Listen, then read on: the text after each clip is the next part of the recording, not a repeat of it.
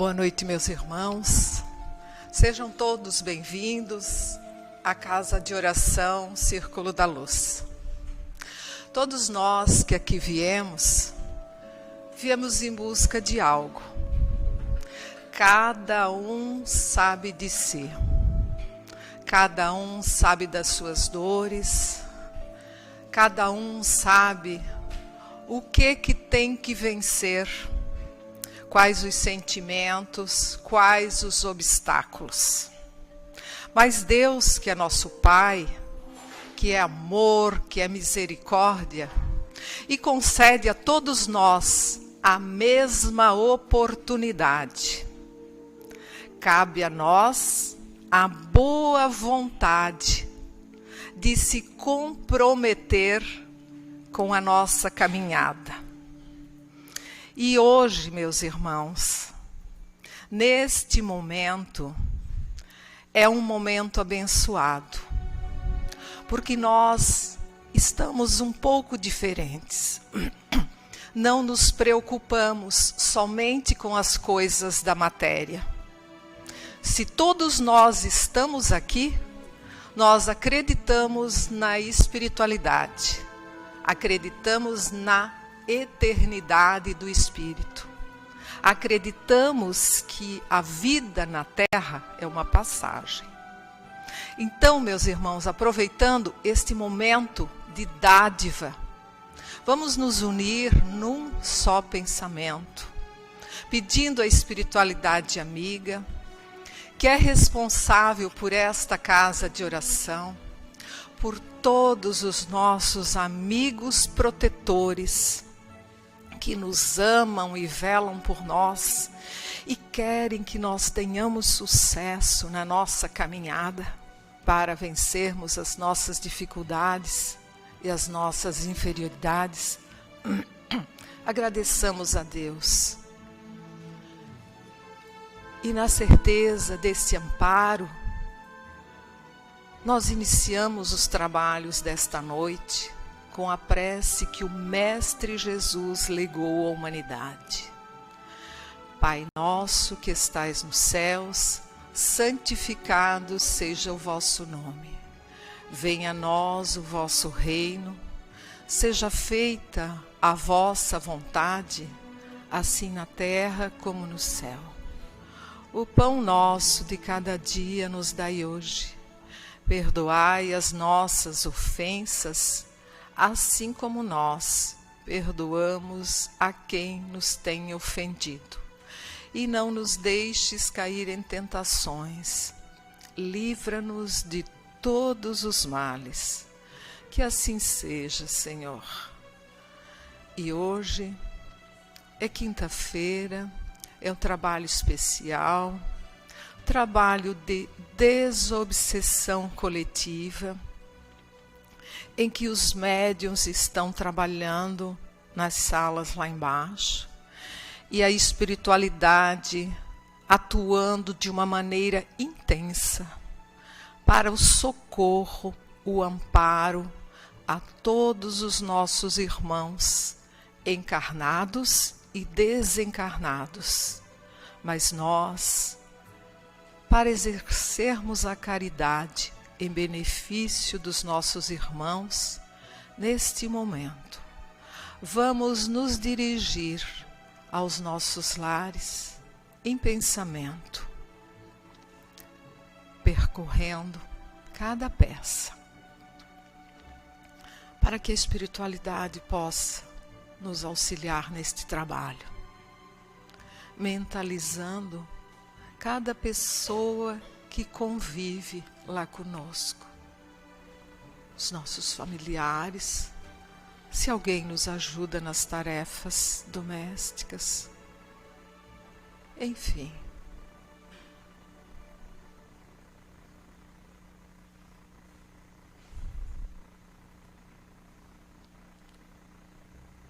Realizado este trabalho, vamos retornar ainda em pensamento a este local para darmos continuidade aos trabalhos da noite.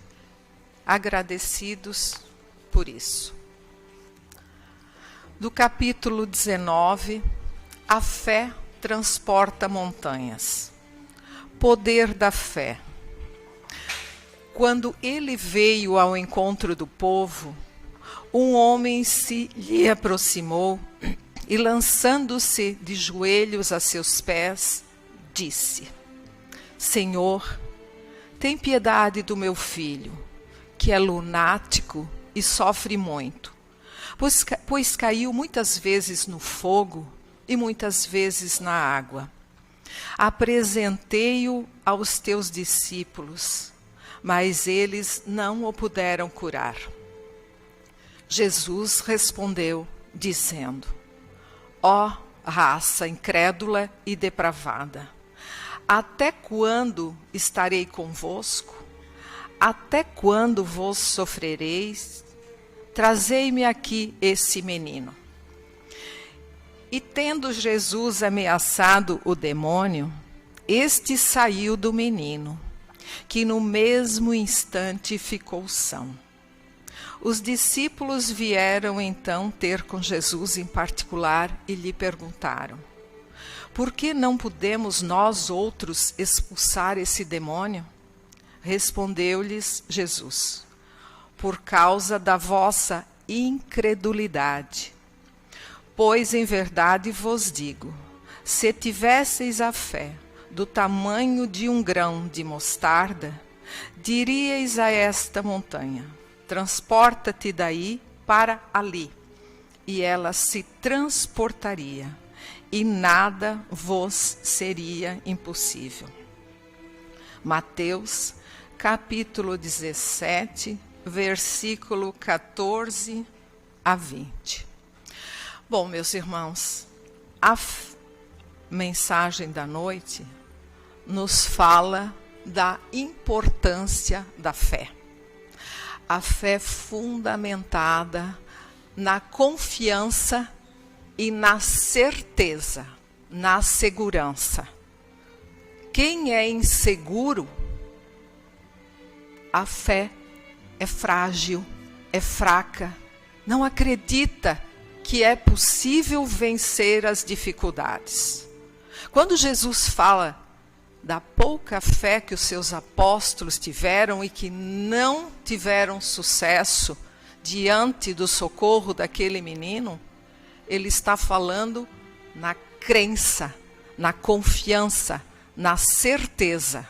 E quando ele fala da fé que transporta montanhas, são as dificuldades, as resistências, a má vontade, a insegurança que nós temos. O Evangelho nos fala desta fé, da razão aliada à emoção, ao conhecimento. A ciência já provou que o paciente que realiza um tratamento sério, que ele tem fé. No quê? Ele tem fé religiosa? Tem. Mas ele tem fé na medicação, ele tem fé no médico e tem fé na sua força. Ele vence muito mais rápido a questão da melhora do que aquele que se faz de vítima, que se faz de coitadinho. Então é o Evangelho nos dando um exemplo concreto de que nós temos que confiar na nossa capacidade, não com prepotência, com humildade, mas sabendo que nós não estamos caminhando sozinhos e que nós deveremos acreditar na nossa competência e na ajuda da espiritualidade amiga. Então é isso, meus irmãos, que nós possamos ter essa fé forte, para que nós também tenhamos uma caminhada mais, digamos, suave e fortalecida por esta fé. Então nós vamos passar agora a segunda parte dos nossos trabalhos com a palestra da nossa irmã Isabel, que é trabalhadora do Círculo da Luz. Que a espiritualidade amiga auxilie de uma maneira muito positiva para que ela possa transmitir tudo o que preparou para nós com muito carinho. Boa noite, queridos irmãos. Eu já agradeço de antemão as vibrações amorosas de vocês, né, e a atenção que vocês me dispensam na noite de hoje. Como a minha colega de mesa falou, quinta-feira é um dia especial assim na casa, porque geralmente é um trabalho de desobsessão, é onde as pessoas vêm buscar um auxílio assim, né, mais forte, geralmente estão com algum problema muito pontual. E geralmente quando a gente chega na casa espírita assim, nessas condições, a gente vem aqui buscar por alguma resposta, por algum apoio, buscar que alguém faça alguma coisa para conosco, com esse problema que a gente esteja enfrentando. E aí hoje, o que a gente vai estudar aqui juntos, o que nós vamos estudar dentro das obras espíritas, é que, na verdade, o maior auxílio que nós podemos dar para nós, num momento desses, é ajudar ao próximo. Essa é a principal mensagem que Jesus nos deixou. E nós vamos estudar isso e verificar onde é que nós encontramos isso na doutrina espírita. Então, se eu quero ser ajudado, se eu estou aqui hoje em busca de um apoio, de uma ajuda, e já entendendo, como disse a Janir, que o mundo é muito mais do que os nossos problemas materiais, que eu sou muito mais que esse corpo físico, que tem alguma coisa que pulsa dentro de mim, que vai além da carne, nós então vamos entender que realmente, se nós fugirmos um pouco dos nossos problemas, dessa situação que muitas vezes está ali nos incomodando, e olhar um pouco para as oportunidades de auxílio que nós temos ao nosso redor, a gente, assim como nós vamos estender a mão para ajudar um irmão, nós teremos também auxílio e mãos estendidas para os problemas e para esse anseio que nós estamos enfrentando no momento. O tema da palestra de hoje é: fora da caridade não há salvação. E quando a gente escuta essa palavra caridade, muitas vezes, né, a maioria das vezes, a gente pensa em caridade material. Né? A gente pensa assim em bens materiais, o que eu posso dar para o outro. E a lição, então, ela vem já no Evangelho segundo o Espiritismo, que para nós é o nosso livro de cabeceira, para o espírita e para o cristão, para aquele que quer entender e quer seguir Jesus Cristo. Essa é a obra, o Evangelho segundo o Espiritismo. Ali nós temos um manual moral de como nós devemos agir moralmente, como deve ser o nosso comportamento. E aí, dentro do capítulo 15, que realmente se intitula Fora da Caridade não há salvação, existe um item que diz assim, o item número 3, o de que precisa o espírito para se salvar? O que eu, espírito, preciso fazer para me salvar? Ou seja, para, quando sair deste mundo, ir para um mundo melhor e continuar o meu crescimento. O que eu tenho para fazer aqui para me desenvolver espiritualmente? Que o nosso desenvolvimento moral e espiritual é o que nós o que nós viemos fazer nesse mundo. E aí a lição diz: toda a moral de Jesus se resume na caridade e na humildade. Isto é, nas duas virtudes contrárias ao egoísmo e ao orgulho. Em todos os seus ensinos, ele aponta apenas essas duas virtudes como sendo as que conduzem à eterna felicidade. Bem-aventurados, disse, os pobres de espírito, isto é, os humildes, porque deles é o reino dos céus. Bem-aventurados os que têm puro coração. Bem-aventurados os que são brandos e pacíficos. Bem-aventurados os que são misericordiosos.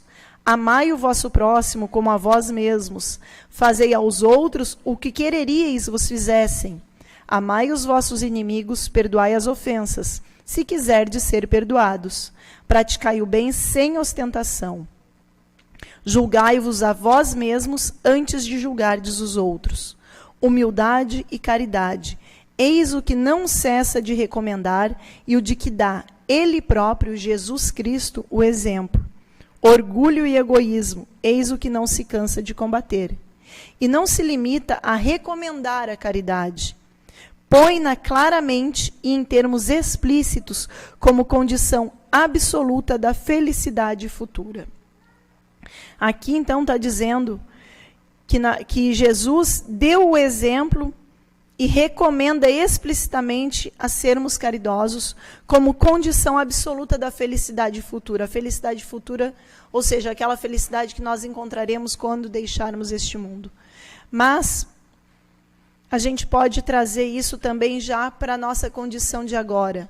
Quando a gente pratica a caridade, acredito que cada um aqui já teve a oportunidade de fazer o bem para alguém, e a gente vê a felicidade daquela pessoa, e muitas vezes o que a gente faz para nós nem pareceu assim uma coisa muito grande, e aquela pessoa recebe aquilo e fica de uma felicidade que a gente vê o semblante mudar. Isso dá uma satisfação para a gente, isso traz uma felicidade que a gente pode dizer que a caridade, ela não é só uma felicidade futura, a gente já consegue saborear ela nesse momento em que a gente olha o irmão e consegue perceber o quanto às vezes uma ação tão pequena da gente pode trazer uma mudança, pode fazer um bem tão grande para uma outra pessoa. E a lição, ela então aqui é uma parte, né, do item 3, falando que a caridade ela e a humildade são duas virtudes muito importantes que nós temos que cultivar, e que, ao contrário dessa virtude, nós temos, então, o egoísmo e o orgulho que nós temos que tentar combater em nós. E a lição do Evangelho continua no item 5, e que fala assim: caridade e humildade, tal a senda única da salvação, egoísmo e orgulho, tal a da perdição. Este princípio se acha formulado nos seguintes precisos termos: amarás a Deus de toda a tua alma e ao teu próximo como a ti mesmo. Toda a lei e os profetas se acham contidos nesses dois mandamentos. E para que não haja equívoco sobre a interpretação do amor de Deus e do próximo, acrescenta: e aqui está o segundo mandamento, que é semelhante ao primeiro, isto é, que não se pode verdadeiramente amar a Deus sem amar ao próximo, nem amar ao próximo sem amar a Deus. Logo, tudo o que se faça contra o próximo, o mesmo é fazê-lo contra Deus. Não podendo amar a Deus sem praticar a caridade para com o próximo, todos os deveres do homem se resumem nesta máxima: fora da caridade não há salvação. Essa é uma grande máxima praticada por quem é espírita, né? A gente diz que é uma das nossas da nossa luz, assim. O que o espiritismo prega, né? Se eu tivesse que pegar um item: fora da caridade não há salvação. E Chico Xavier, certa feita, nas entrevistas que ele dava, ele sempre falava uma frase. Ele dizia assim: se Allan Kardec tivesse escrito fora do espiritismo não há salvação, ele com certeza não seria espírita. E ele disse: ainda bem que Allan Kardec escreveu fora da caridade não há salvação. Porque, meus irmãos, não serão os espíritas os eleitos, não é por sermos espíritas que estaremos salvos, mas é pelas nossas ações. E a caridade pode ser praticada por qualquer pessoa, de qualquer religião, né? Mas, no espiritismo, ela é uma das orientações que se dá. E, afinal, então, nós sabemos o que é caridade? Como eu comentei no início ali, muitas vezes a gente pensa que caridade é dar esmola, é separar aquela roupa que não serve mais, que está lá, às vezes, até atravancando o nosso guarda-roupa, e entregar, recolher cestas básicas. Sim, isto é caridade e é necessária também, né? Porque tem irmãos que não adianta a gente querer falar de moral, querer ensinar, formar, né? Se ele está com fome. Ninguém aprende com a barriga vazia, não é? Mas nós temos que cuidar com a caridade moral para fazermos de forma a não sermos orgulhosos e a não ferir aquela pessoa que recebe. E também temos que ampliar o nosso entendimento sobre o que seja a caridade. Porque muitas vezes, se nós entendemos a caridade somente do ponto de vista material, muitas vezes a gente vai arranjar desculpas para não fazê-la. Porque muitos de nós aqui correm atrás da máquina para conseguir sobreviver, materialmente falando, né? Encerramos o mês fazendo contas, vendo quanto que faltou para fechar as contas, né? Vivemos, às vezes, sem ter o supérfluo, sem poder, de repente, fazer a caridade material. Mas nós podemos fazer a caridade, sim, independente da nossa condição material, porque a caridade ela é muito além do que isso. Mas eu quero frisar também um ponto aqui. Quando a gente passou agora há pouco, então, pelo final de ano, mês de dezembro, Natal, é um mês que a gente faz muitas campanhas, as empresas, os grêmios de escola, associações de funcionários de empresas, fazem muitas campanhas, né, de arrecadação de cesta básica, enfim. E eu percebo que muitas vezes, e às vezes é necessário isso, que precisa se tirar fotografia dessas ações, até para fazer relatório para as empresas, para comprovar quanto que foi arrecadado, né? Eu vou pedir para que a gente tome um certo cuidado quando for fazer isso, porque tem muitas assim, fotografias e muitos relatos que a gente faz, que a gente está, às vezes, ferindo, de uma certa forma, colocando a pessoa que está recebendo numa condição de inferioridade.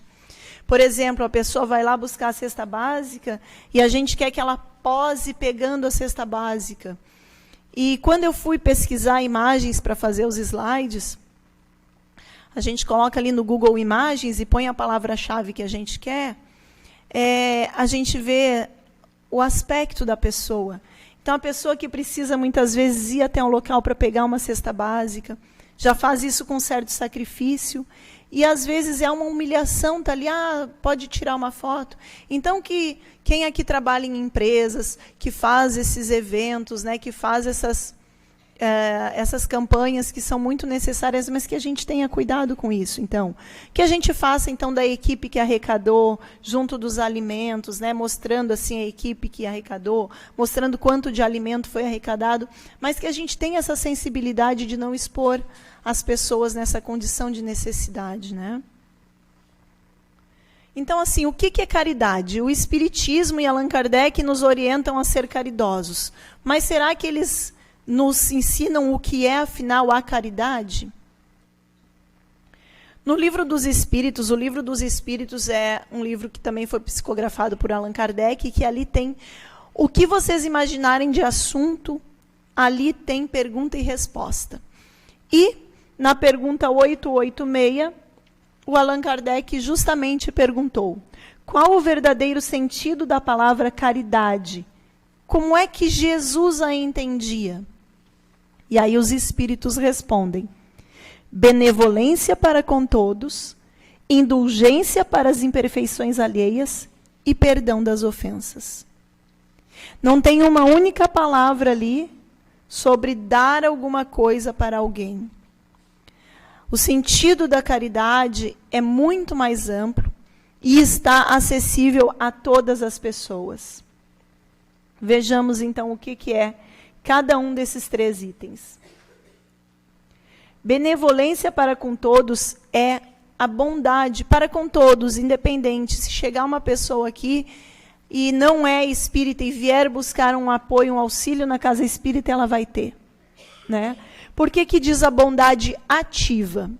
Porque muitas vezes a gente diz assim: eu sou uma pessoa boa, eu não faço mal a ninguém. Tu não fazer o mal a ninguém significa que tu não é uma pessoa má. Mas não significa que tu faz o bem. Para ser uma pessoa boa, não basta não fazer o mal. É preciso fazer ações boas. Então, por isso que diz que a benevolência é a bondade ativa. Tem uma máxima que diz, né, que o problema não é o grito né, que o problema maior da nossa sociedade é o silêncio dos inocentes, né? Então, na verdade, que os justos, né, que eles têm também que soltar a voz, que dar a voz à justiça. E aqui também a bondade, ela tem que ser ativa, ela tem que ser uma ação. Ação no bem, e não somente a omissão em praticar o mal. Indulgência para as imperfeições alheias. É a disposição em desculpar erros e culpas de outras pessoas. Tem uma lição também no Evangelho segundo o Espiritismo que diz que a gente consegue enxergar um cisco no olho do outro e não consegue ver uma trave na frente da nossa vista, a meio metro nosso, né?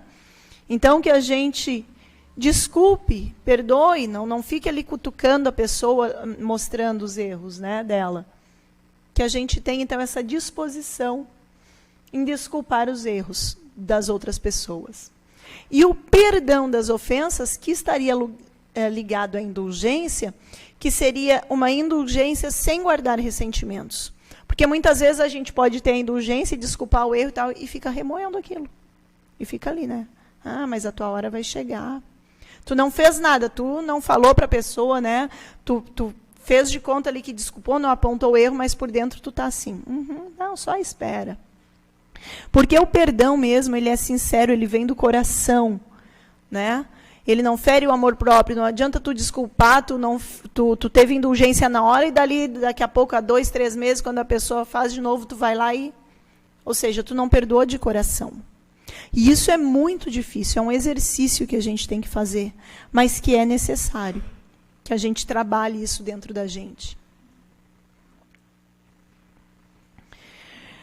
E o Evangelho segundo o Espiritismo, no seu capítulo 9, Bem-aventurados os mansos e pacíficos, ele nos fala da paciência.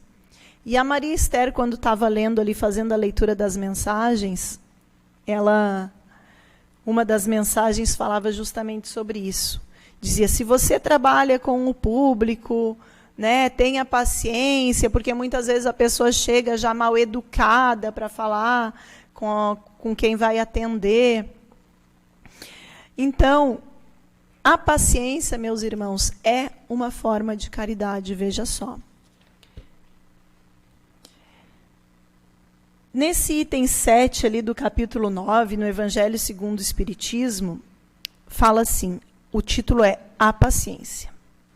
Sede paciente, pois a paciência é também caridade, e deveis praticar a lei de caridade ensinada pelo Cristo, enviado de Deus. A caridade, que consiste em dar esmolas aos pobres, é a mais fácil de todas. Mas há uma bem mais penosa e, consequentemente, bem mais meritória, que é a de perdoar os que Deus colocou em nosso caminho para serem os instrumentos de vossos sofrimentos e submeterem à prova a nossa paciência. Então, meus irmãos, aqui ele fala claramente que a paciência para com os outros é uma forma de caridade e é das mais penosas. Por quê? Porque ela nos impõe uma mudança, uma reforma de nós mesmos.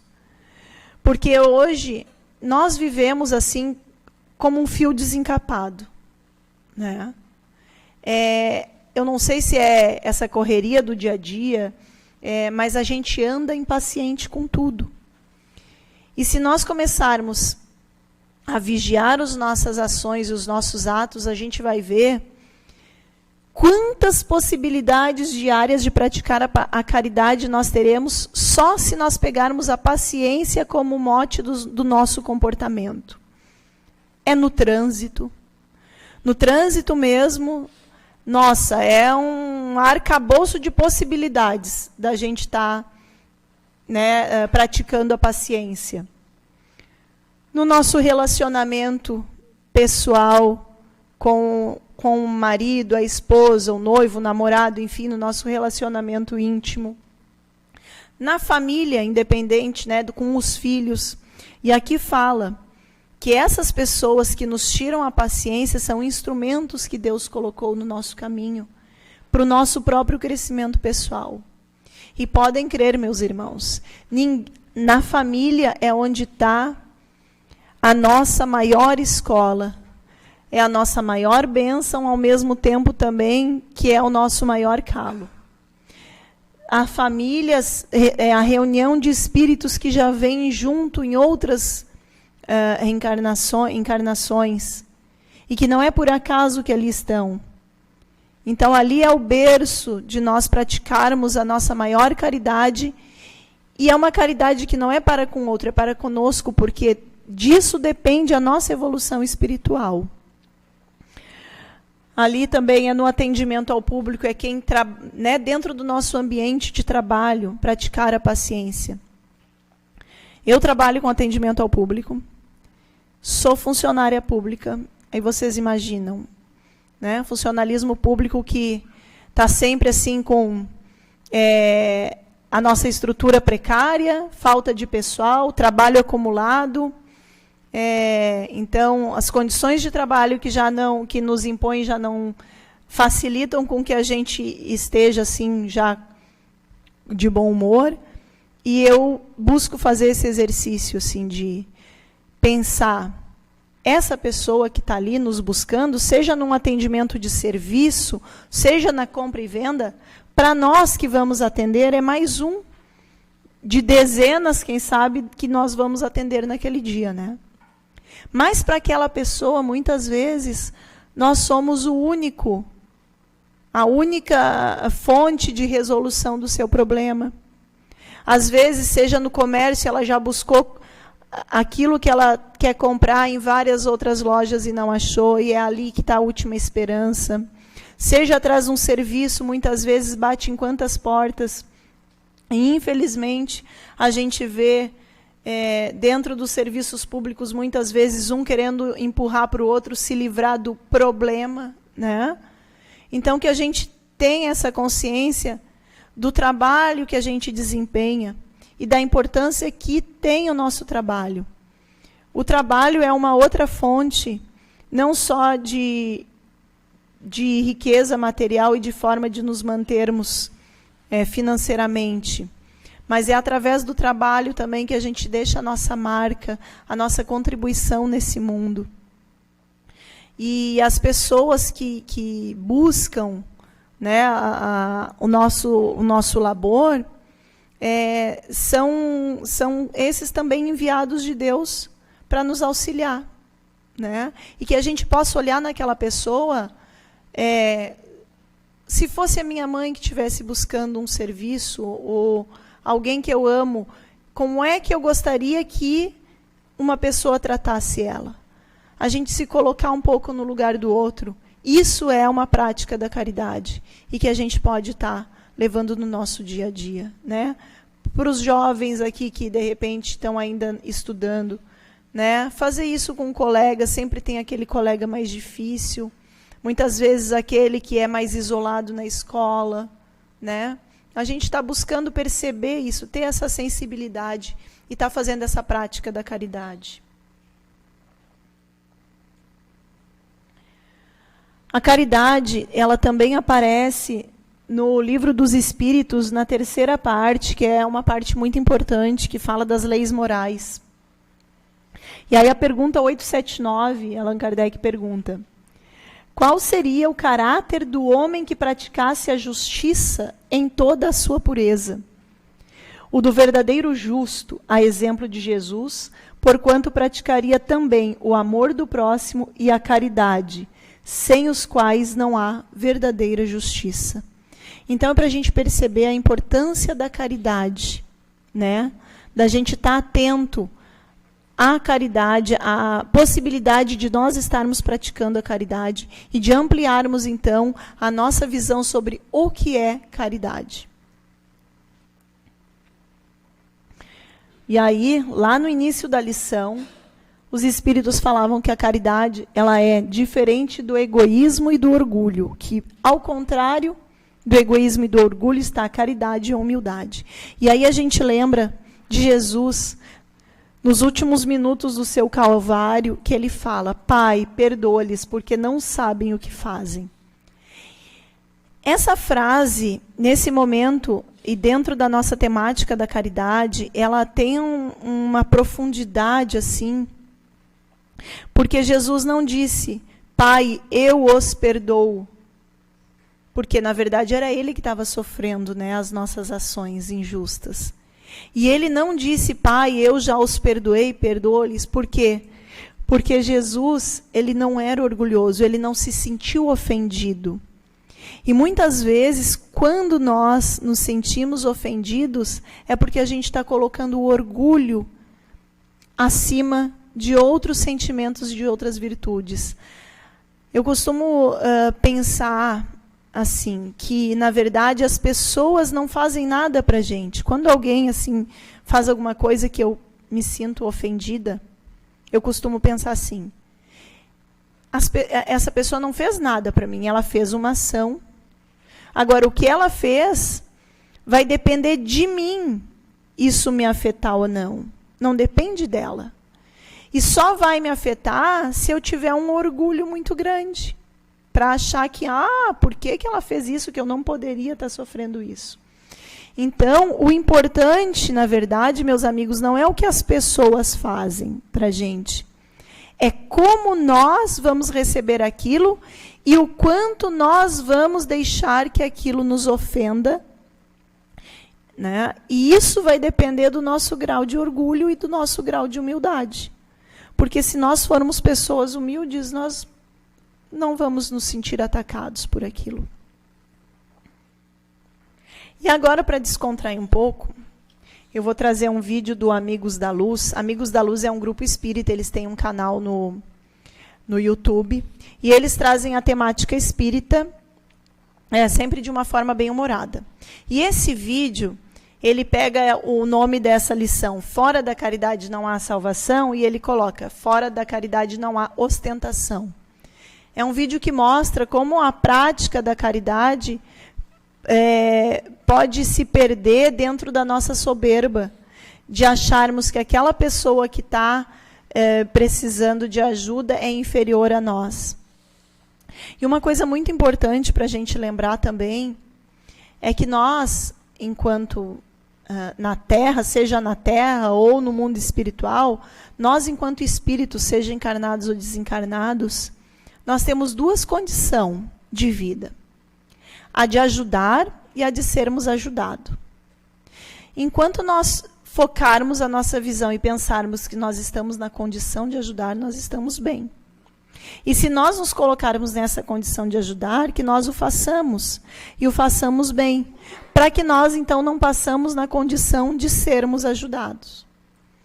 Vamos ver aqui como é que... Tenta dar o play aí, colega. Pra mim. Ô, amigo, vai uma balinha aí? Oi? Uma balinha? Um pedinte, coitado. Não, pedinte não, amigo, tô aqui trabalhando. Trabalhando não, você tá vendendo bala no trânsito, coitado. Isso não é trabalho? Não, isso é a desgraça.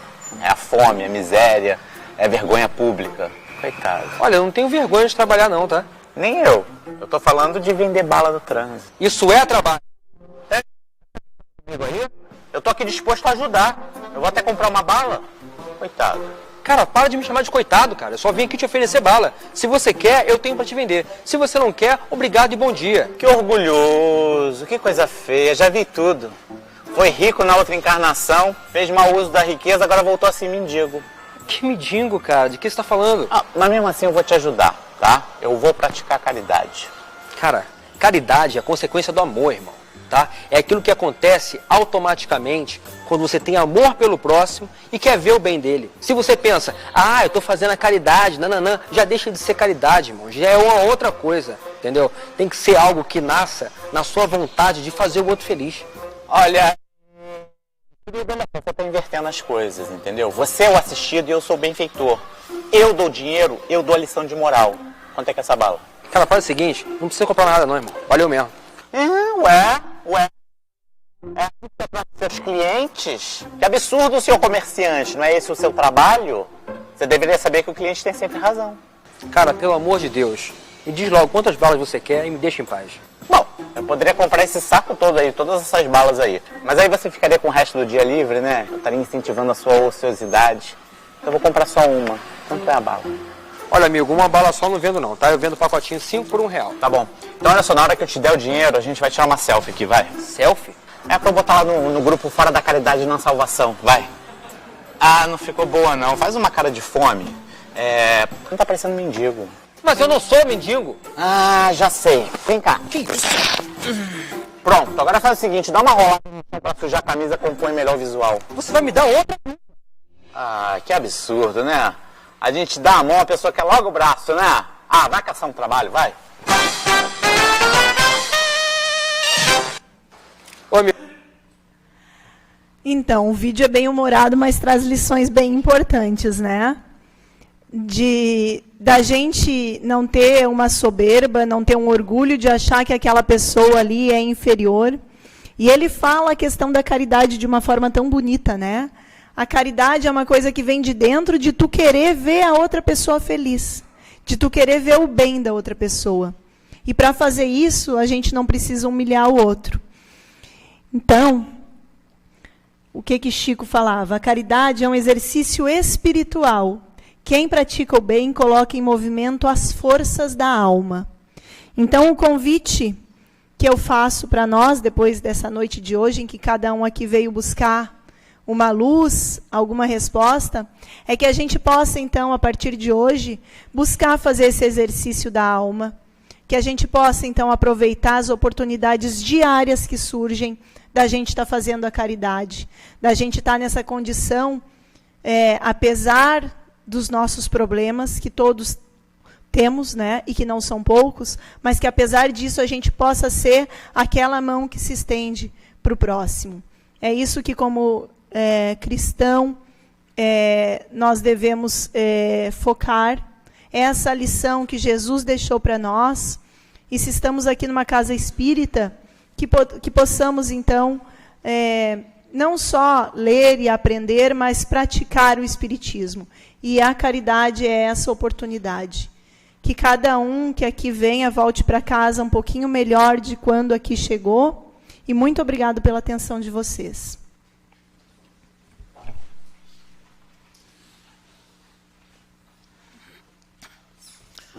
Nós agradecemos a exposição da nossa irmã Isabel, com tanta clareza, né, com simplicidade, que isso só faz com que nós tenhamos o conhecimento. E é isso que nos faz melhor, né? Termos o conhecimento e as condições de colocarmos em prática. Muito obrigada. Então, agora vamos continuar com o pensamento elevado, né, em oração, pedindo para que a espiritualidade amiga fluidifique as águas sobre a mesa, depositando nelas o bálsamo, o lenitivo, para o equilíbrio e o refazimento de quem delas fizer uso. Pedimos o socorro, o amparo, o auxílio para todos os nossos irmãos doentes, nos leitos dos hospitais, nas suas casas, nas ruas, os idosos nos asilos, as crianças nos orfanatos. Pedimos também o auxílio e o amparo para os nomes que se encontram nas urnas de encarnados e desencarnados. Enfim, pedimos por todos os nossos irmãos que necessitam de auxílio, de amparo. E pedimos também por nós mesmos, que tenhamos a força, a coragem para continuarmos a nossa caminhada. E assim, neste ambiente de paz, de equilíbrio, de refazimento, vamos dar início ao passe. A espiritualidade está ativa, depositando sobre cada um de nós o que cada um necessita. Elevemos o nosso pensamento a Deus nosso Pai, a Jesus nosso irmão maior, a Maria de Nazaré, mãe espiritual de todos nós. Façamos os nossos pedidos, os nossos agradecimentos. Cada um de nós sabe o que precisa. E sabemos que na medida do possível Deus sempre nos atende. Ele nos auxilia, liberando o que nós precisamos. Que tenhamos o discernimento, a compreensão, a humildade, a aceitação.